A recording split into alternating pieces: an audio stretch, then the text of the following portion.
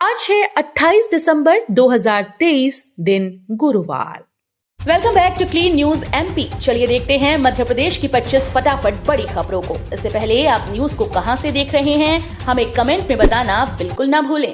साथ ही हमारे Facebook page को भी फॉलो करें। फेसबुक पेज का लिंक डिस्क्रिप्शन में दिया गया है। नववर्ष में मध्य प्रदेश के कर्मचारियों को मिल सकता है 4% महंगाई भत्ते का उपहार। मध्य प्रदेश के 7 लाख से अधिक नियमित अधिकारियों कर्मचारियों को सरकार नववर्ष में 4% महंगाई भत्ते का उपहार दे सकती है। अभी कर्मचारियों को 42% की दर से महंगाई भत्ता मिल रहा है। इसे बढ़ाकर 46% किया जाना है। एमपी में न्यू ईयर सेलिब्रेशन में डीजे पर रोक। मध्य प्रदेश की राजधानी भोपाल में इस बार न्यू ईयर का सेलिब्रेशन थोड़ा फीका होने वाला है। दरअसल प्रदेश सरकार ने हाल ही में लाउड स्पीकर्स पर रोक लगाने के बाद अब डीजे पर भी पाबंदी लगा दी। केवल तय वॉल्यूम में ही डीजे बजाने की अनुमति होगी।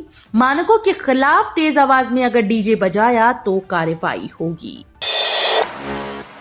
बीच सड़क पर सिटी बस रोककर सवारी बैठाएं तो कर सकते हैं शिकायत। शहर के लगभग सभी क्षेत्रों में सिटी बसेस के पहुंचने से लोगों को सुविधाएं मिलने लगी हैं। इससे सिटी बस में बड़ी संख्या में आबादी आवागमन कर रही है। बस में बैठने वाले यात्रियों को यदि कोई परेशानी हो तो शिकायत कर सकते हैं। विद्यार्थी, दिव्यांगजन और सीनियर सिटीजन के लिए पास की सुविधा उपलब्ध है। नए ट्रैक पर 120 किलोमीटर प्रति घंटा की गति से दौड़ेगा निरीक्षण यान। पश्चिमी रेलवे रतलाम मंडल के उज्जैन, देवास, इंदौर खंड पर बरलई से लक्ष्मीबाई नगर तक दोहरीकरण कार्य पूर्ण हो गया। इस दोहरीकरण के दौरान बिछाए गए नए ट्रैक पर 120 किलोमीटर प्रति घंटा की गति से निरीक्षण यान दौड़ाकर क्षमता जांची जाएगी। आज 28 दिसंबर को रेल संरक्षा आयुक्त पश्चिम परिमंडल आर.के. शर्मा के द्वारा निरीक्षण और स्पीड ट्रायल किया जाएगा। आचार संहिता में बंद हुई जन सुनवाई फिर होगी शुरू, आदेश जारी। मध्य प्रदेश में आचार संहिता में बंद हुई जन सुनवाई एक बार फिर से शुरू होगी। सामान्य प्रशासन विभाग ने सभी विभागों के प्रमुख और प्रदेश के सभी कलेक्टर्स को आदेश जारी किया। प्रदेश में विधानसभा चुनाव 2023 की आदर्श आचार संहिता प्रभावशील होने की वजह से जन सुनवाई कार्यक्रम स्थगित करने के निर्देश दिए गए थे।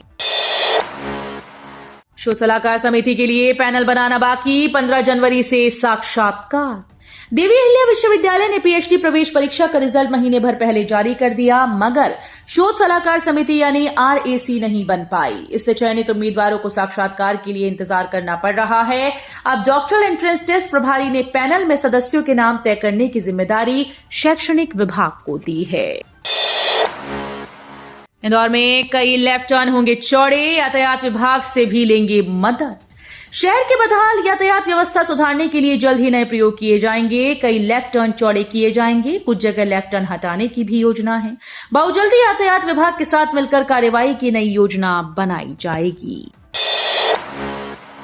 उप मुख्यमंत्री राजेंद्र शुक्ल बोले, इंजीनियर देश के विकास की रीढ़।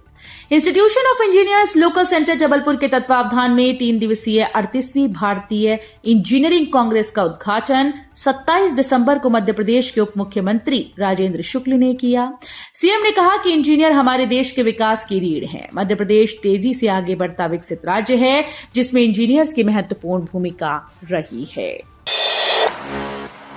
मध्य प्रदेश बोर्ड के 12वीं के विद्यार्थी 2 जनवरी तक 500 रुपए अर्थदंड के साथ कर सकेंगे त्रुटि सुधार। मध्य प्रदेश माध्यमिक शिक्षा मंडल के 12वीं के विद्यार्थी 2 जनवरी तक त्रुटि सुधार सकते हैं। इसके लिए भी माशिम ने विद्यार्थियों को 500 रुपए का अर्थदंड लगाया है। माशिम ने इसके दिशा निर्देश जारी कर दिए। विद्यार्थियों को 2 जनवरी तक त्रुटि सुधार परिवर्तन का अवसर दिया है। महाकाल मंदिर में अब आसानी से होंगी गाड़ियां पार्क। स्मार्ट सिटी ने लॉन्च किया Ujjain park smart app. Madhya Pradesh के उज्जैन में स्थित महाकाल मंदिर में श्रद्धालुओं की बढ़ती संख्या को ध्यान में रखते हुए स्मार्ट सिटी ने Ujjain park smart app launch किया। महाकालेश्वर मंदिर के आसपास के 4 पार्किंग स्थलों को इस ऐप से जोड़ा गया। बाहर से आने वाले श्रद्धालु अब इस ऐप के माध्यम से अपने वाहनों को आसानी से पार्क कर सकेंगे। पहले सीएम फिर मंत्रिमंडल, अब विभाग बंटवारे पर सियासत। मध्य प्रदेश में नए मुख्यमंत्री बनने के करीब 2 सप्ताह बाद मंत्रिमंडल का विस्तार किया गया। अब सभी की निगाहें विभागों के बंटवारे पर टिकी हैं। वहीं मंत्रियों को विभाग के बंटवारे को लेकर प्रदेश की सियासत गर्मा गई। कांग्रेस ने कहा कि मलाईदार विभागों और वरिष्ठों का समीकरण बीजेपी के गले की हड्डी बन गई है। पता बदल रहा है लेकिन साथ जारी रहेगा, शिवराज ने कहा। एमपी के पूर्व CM Shivraj Singh Chouhan CM house छोड़कर नए बंगले में शिफ्ट हो गए। उन्होंने कहा कि मैंने वर्षों तक अपने कर्तव्यों और जिम्मेदारियों को निभाया, राज्य के विकास और लोगों की सेवा के लिए निरंतर प्रयास किया और आगे भी करता रहूंगा। मैं सीएम निवास से विदा ले रहा हूं। ये निवास के साथ साथ मेरी कर्मस्थली भी रहा। आज पता बदल रहा है लेकिन आपके भैया मामा के दरवाजे हमेशा आपके लिए खुले रहेंगे। सीएम ने स्कूल शिक्षा विभाग की समीक्षा बैठक की। सीएम मोहन यादव ने स्कूल शिक्षा विभाग की समीक्षा बैठक की। इस दौरान उन्होंने विभागीय गतिविधियों की जानकारी ली और अधिकारियों को उचित दिशा निर्देश दिए। सीएम ने कहा कि स्कूली शिक्षा में राष्ट्रीय शिक्षा नीति लागू करने के लिए तत्परता से कार्य करें। माध्यमिक शिक्षा मंडल और शिक्षा से जुड़े सभी विभागों की संयुक्त बैठक करें। तानाशाही के खिलाफ निकाली जा रही भारत न्याय यात्रा, जीतू पटवारी ने कहा। कांग्रेस नेता राहुल गांधी 14 जनवरी से 20 मार्च तक भारत न्याय यात्रा निकालेंगे। यात्रा की शुरुआत मणिपुर से होगी और समापन मुंबई में होगा। इसे लेकर एमपी कांग्रेस के अध्यक्ष जीतू पटवारी ने कहा कि ये यात्रा देश में हो रही तानाशाही के खिलाफ निकाली जा रही है। हर वो व्यक्ति जो देश में इंसानियत और इंसाफ पसंद करता है इस यात्रा में शामिल होगा। मध्य प्रदेश में अगले 2 दिन बढ़ेगी सिहरन, फिर छाएंगे बादल। मौसम विज्ञानियों के मुताबिक पश्चिम विक्षोभ के आगे बढ़ जाने की संभावना है। इस वजह से रात के तापमान में कुछ कमी आ सकती है। उधर एक नए प्रभावी विक्षोभ के असर से प्रदेश में मौसम के मिजाज में जबरदस्त बदलाव आने के आसार हैं।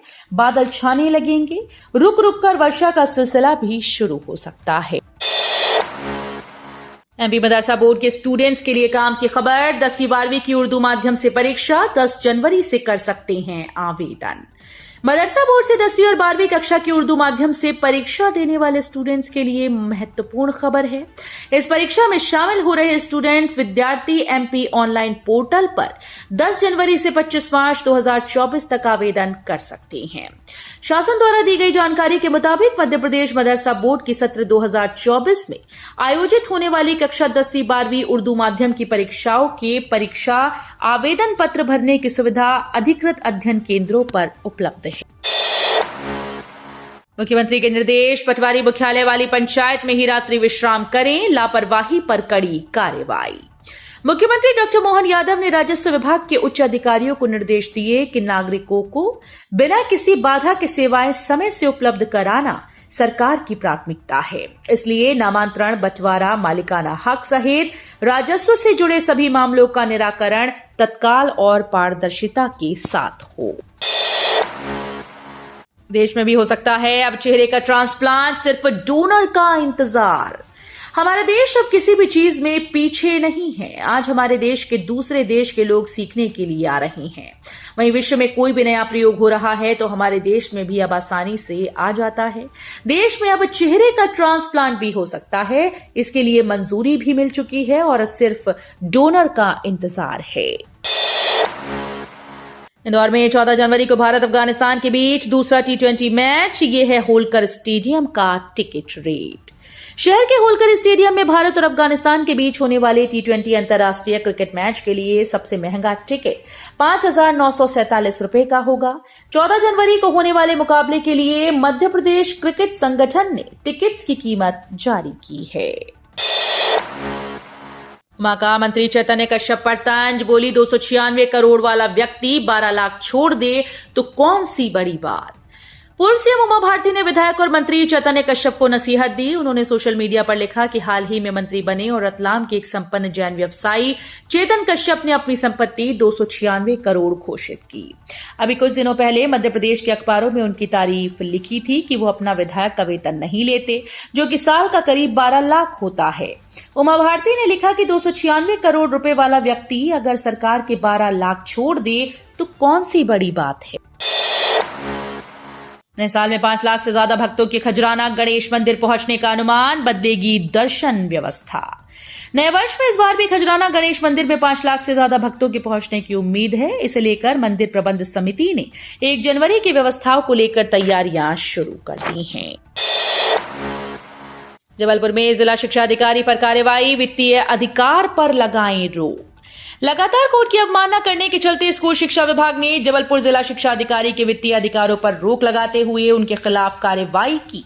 इधर जिला शिक्षा अधिकारी के खिलाफ कार्रवाई होने के चलते अब शिक्षकों और स्टाफ का वेतन अटक गया है। कांग्रेस की भारत न्याय यात्रा से बीजेपी को फायदा। खंडवा से बीजेपी सांसद ज्ञानेश्वर पाटिल ने राहुल गांधी की भारत न्याय यात्रा पर तंज कसा। उन्होंने कहा कि राहुल गांधी ने जहां जहां यात्रा निकाली वहां वहां बीजेपी को फायदा हुआ। हम तो चाहते ही हैं कि राहुल गांधी रोज यात्रा निकालते रहें। वो जितनी यात्राएं निकालेंगे उतनी ही बीजेपी मजबूत होगी। कोरोना वायरस का नया वेरिएंट 7 राज्यों में फैला JN.1। कोरोना वायरस का नया वेरिएंट JN.1 धीरे धीरे अपने पैर पसारता जा रहा है। अब तक ये वायरस 7 राज्यों में फैल चुका है। केरल, कर्नाटक, गोवा, महाराष्ट्र, तमिलनाडु, तेलंगाना, राजस्थान में इस वेरिएंट से संक्रमित मरीज मिल चुके हैं। इस बीच INSACOD की रिपोर्ट के आधार पर केंद्रीय स्वास्थ्य मंत्रालय के अधिकारियों ने आशंका जाहिर की है कि जनवरी के पहले हफ्ते में कोरोना के दैनिक मरीजों की संख्या दुगनी हो सकती है। भारत से जंग की तैयारी कर रहा पाकिस्तान, तैनात किए तोप। पाकिस्तान ने भारतीय सीमा से करीब 20 किलोमीटर दूर नया एयरफील्ड बनाया। इसके अलावा वो चीन से आयातित SH-15SP हावित्जर तोप भी तैनात किया है। एयरफील्ड लाहौर के पास है। फिलहाल ये पता नहीं चल पाया कि इस एयरफील्ड का इस्तेमाल किस तरह से होगा। तो ये थी आज की 25 फटाफट बड़ी खबरें। अगर आपको न्यूज पसंद आई हो तो वीडियो को लाइक और शेयर जरूर करें। धन्यवाद।